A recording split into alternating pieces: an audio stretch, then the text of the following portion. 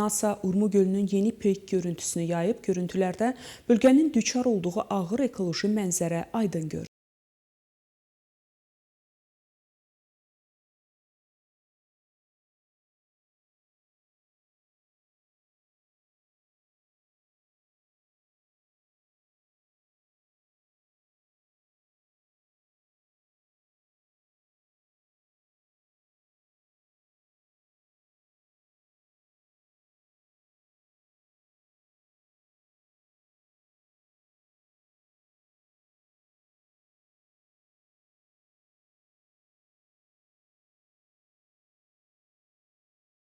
Qərbi Azərbaycan əyalətinin mərkəzi Urmu şəhəri hava çirkliliyinə görə İranda birinci yerdə qərarlaşıb. Bununla bağlı İLNA xəbər agentliyi məlumat yayıb. Məlumata görə şəhərdə hava çirkliliyinin səviyyəsi 183 mikroqram kubmetr olmaqla bütün yaş qrupları üçün təhlükəlidir. Qeyd edək ki, Urmu şəhərinin yüksək hava çirkliliyi 4 gündür ki davam edir və bu səbəbdən məktəblərdə tətil elan edilib. Hava çirkliliyi səbəbindən bugün Şərqi Azərbaycan əyalətinin bir neçə şəhərində məktəblərdə tətil elan edilib. Bu haqda Hava çirklənməsi üzrə Fövqəladə Hallar Komitəsi məlumat yayıb. Məlumata görə noyabrın 29-da Təbriz, Üskü, Azərşəhər, Əcəbşir, Binab, Şəbüstər, Məlikan, Leylan, Sofyan, Marağa və Mərənd şəhərlərində məktəblərdə tətil olacaq. Qeyd edək ki, hava çirkliliyinin əsas səbəbi istifadəyə yararsız və köhnə avtomobillərin çoxluğu, həmçinin Təbriz İstilik Elektrik Stansiyasında dizel yanacağından istifadə edilməsidir. Tanınmış Azərbaycanlı ekoloq və ətraf mühit mütəxəssisi Əhməd Bayburdi İran hökumətini Şərqi Azərbaycan əyalətinin Hirkani meşələrində baş verən yanğınların səbəbkarlarını aşkar edərək cəzalandırmağı tələb edib. O, bununla bağlı özünün X səhifəsində yazıb.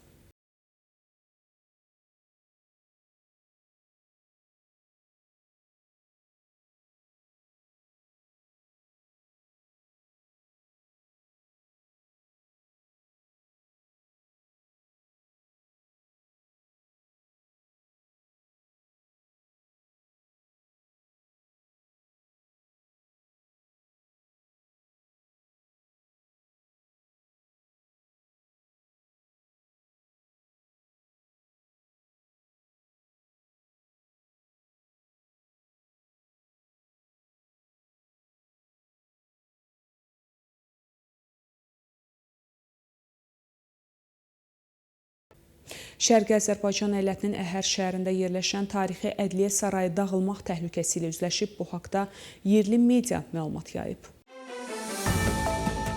Məlumata görə bu, sarayın bərpası və saxlanılması üçün mədəni irs təşkilatına vəsait ayrılmadığına görədir. Qeyd edək ki, Qacarlar dövründə inşa edilən bina 2008-ci ildə İran Milli Əsərlər siyahısına daxil edilib.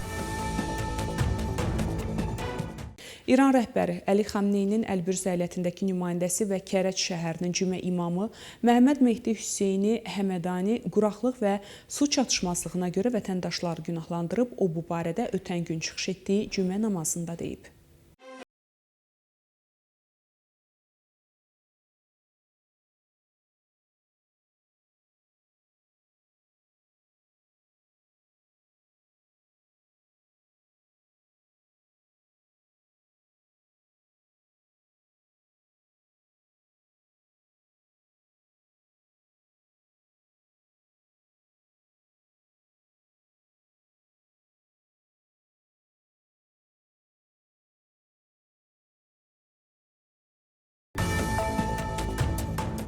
Davam edirik. İran Teleradio Şurasının beynəlxalq bölməsi İbrani dilində yeni televiziya kanalının yayımına başlayıb. Bu haqda İran televiziyası məlumat yayıb.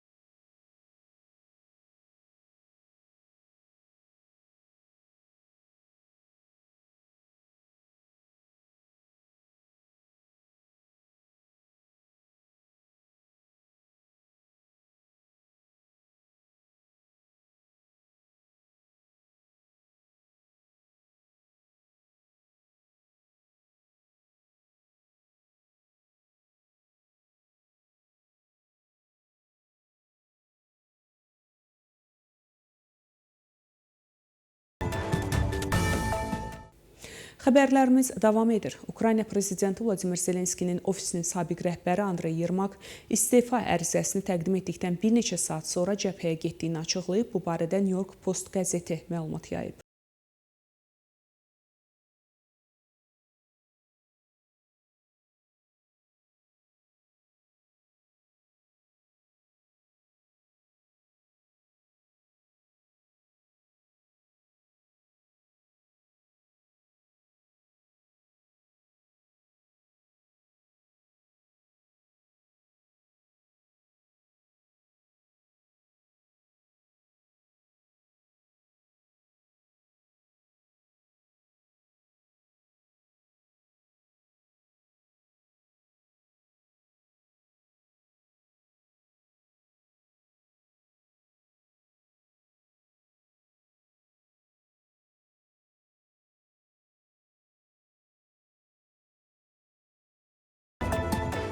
Rusiya qoşunları Kiyevə və Kiyev vilayətinə təxminən 36 raket və 600 dron atıb. Bunu Ukrayna prezidenti Vladimir Zelenski sosial şəbəkələrdə yazıb.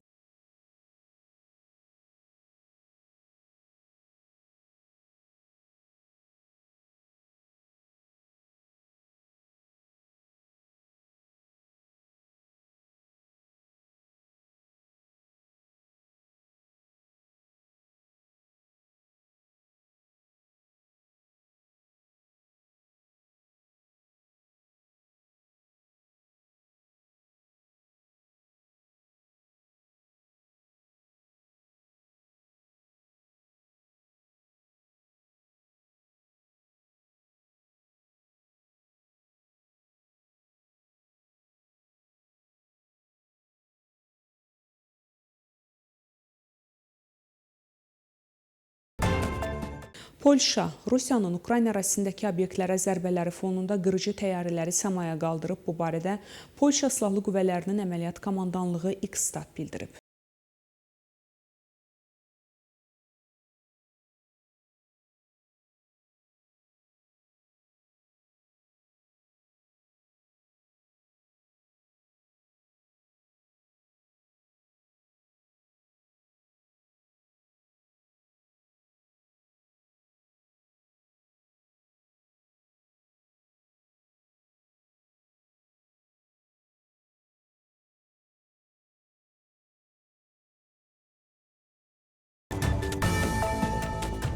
Bundestag cari ilə müqayisədə 21,5 milyard avro artımla təxminən 524,5 milyard avro məbləğində xərcləri nəzərdə tutan 2026-cı il üçün dövlət büdcəsini təsdiqləyib. Büdcəyə həmçinin Ukraynaya rekord 11,5 milyard avro məbləğində maliyyə yardımı da daxildir.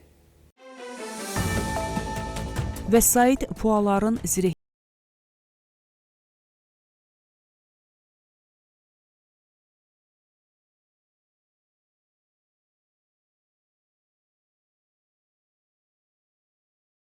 rəqəmdir. Rusiya, Ukrayna və Amerika Rusiya-Ukrayna müharibəsi başa çatdıqdan sonra rifah üçün biznes tərəfdaşlarına çevrilməlidirlər. Bunu Amerika prezidentinin xüsusi nümayəndəsi Steve Witkoff The Wall Street Journal nəşrinə bildirib. Rusiyanın çoxlu resursları